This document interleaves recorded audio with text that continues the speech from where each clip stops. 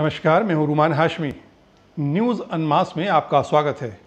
आज हम बात करेंगे लक्षद्वीप में उठे पॉलिटिकल टर्मोइल की। लक्षद्वीप में हाल के दिनों में पिछले 3-4 दिनों से काफ़ी राजनीतिक बवंडर मचा हुआ है। अरब सागर में भारत के ज्वेल कहा जाने वाला ये द्वीप बवंडर में फंसा हुआ है और वहाँ के जो राजनीतिक लीडर हैं पॉलिटिकल बीजेपी के, आजकल लक्षद्वीप के एडमिनिस्ट्रेटर हैं प्रफुल्ल पटेल, उनके द्वारा बनाए गए कुछ कानून जो है वो इसकी वजह है। लक्षद्वीप काफ़ी पीसफुल छोटा सा एक आइलैंड है जहाँ क्राइम रेट ना के बराबर है। भारत में सबसे ज़्यादा कम क्राइम रेट लक्षद्वीप में है, लेकिन उन्होंने कई ऐसे कानून बनाए हैं जिसको लेकर के उसमें काफ़ी ज़्यादा लक्षद्वीप में लोगों को गुस्सा है, विरोध है।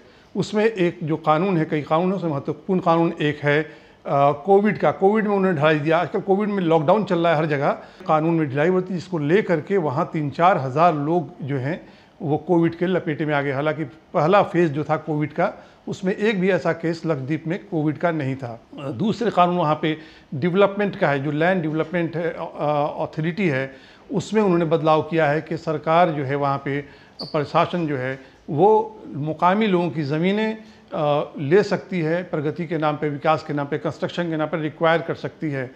इस तरह से बीफ को लेकर के वहाँ पे बंदिश लगाई गई है। हालांकि जो 95% आबादी है वहाँ लक्षद्वीप में वो मुस्लिम समुदाय का है। देखा जाए तो गोवा में भी बीजेपी की जहाँ सरकार है वहाँ भी बीफ बैन नहीं है, और भी कई जगहों पे बंगाल में नहीं है।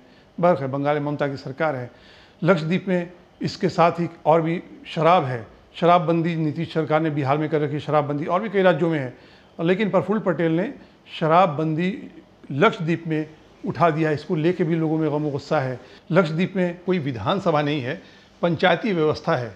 प्रफुल्ल पटेल ने पंचायत का भी पावर सीज करके अपने पास रख लिया है। साथ ही कानून बना दिया है कि 2 से ज़्यादा अगर बच्चे होंगे तो वहाँ पे चुनाव नहीं लड़ सकते हैं। अब अगर बीजेपी की बात करें तो खुद बीजेपी में जो मेंबर ऑफ पार्लियामेंट है लोकसभा में 301, उसमें 96 ऐसे हैं जिनके 2 से ज़्यादा बच्चे हैं। सरकारी नौकरी है वहाँ पे, सरकारी नौकरी में कॉन्ट्रैक्ट बेसिस पे जो लोग हैं उसको रद्द किया है। 200 से ज़्यादा लोग की नौकरी वहाँ चली गई है। इस तरह से करीब 13 ऐसे कानून हैं जो प्रफुल्ल पटेल सरकार ने उनको बदलाव किया, उसमें रद्द किया है। इसको लेकर के Congress led UDF government Kerala में जो है और कम्युनिस्ट पार्टी दोनों ने हाथ मिला लिया है।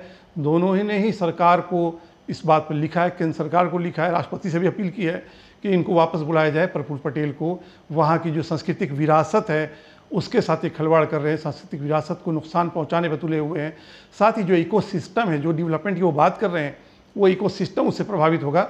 इकोसिस्टम जो है वो भी एक इसका वजह बने है कानून जो उन्होंने लाया है, वो डेवलपमेंट के नाम पे, स्मार्ट सिटी के नाम पे। हालांकि देखा जाए तो जो मेनलैंड है, भारत में जो कई शहरें हैं वहाँ बन जाए स्मार्ट सिटी।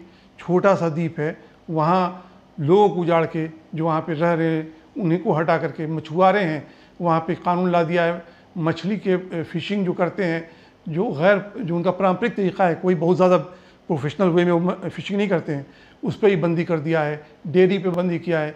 इसे लेकर के एनसीपी के जो लीडर हैं शरद पवार, उन्होंने भी प्रधानमंत्री नरेंद्र मोदी को चिट्ठी लिखी है और ये कहा है कि इन्हें वापस बुलाया जाए।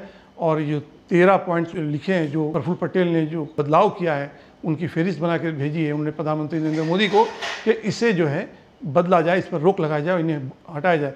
प्रफुल्ल पटेल पहले ऐसे राजनेता हैं जिनको प्रशासन एडमिनिस्ट्रेटर बना के लक्षद्वीप में भेजा गया है। इसके पहले हमेशा आईएएस या रिटायर्ड आईपीएस ही होता रहा है। दिनेश्वर शर्मा की अकस्मात मृत्यु हो गई और उसके बाद इनको बनाया गया। पहले गुजरात में जब प्रधानमंत्री नरेंद्र मोदी मुख्यमंत्री थे, वहाँ इन्हें स्टेट होम मिनिस्टर बनाया गया था। काफ़ी करीबी अमित शाह के भी और नरेंद्र मोदी के भी हैं। और इसके साथ ही दादर नगर हवेली जो है वहाँ का भी इनको एडमिनिस्ट्रेटर बनाया गया है।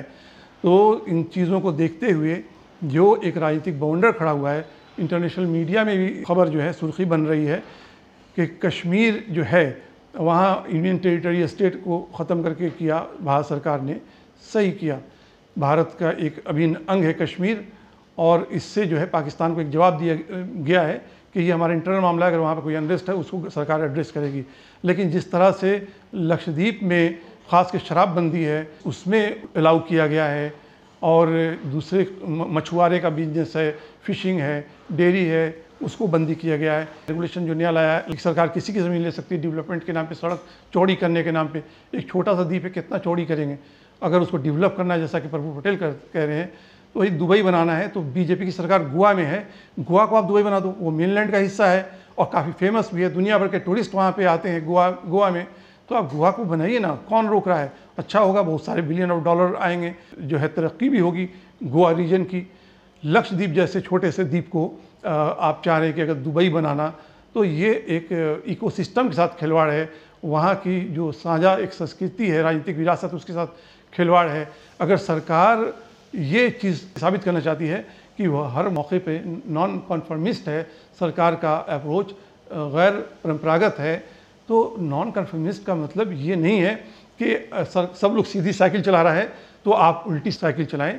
उल्टी साइकिल चलाने से ख़तरा रहता है एक्सीडेंट का, दुर्घटना का। और लक्षद्वीप में सरकार ने जिस तरह से प्रफुल्ल पटेल ने जो कानून बनाया है, लोगों की आवाज़ को, छोटी सी आबादी 80,000, उनको दबाने की जो कोशिश की है, वो ऐसा ही लग रहा है कि ये उल्टी साइकिल चला रहे हैं, जो एक दुर्घटना का कारण बन सकता है।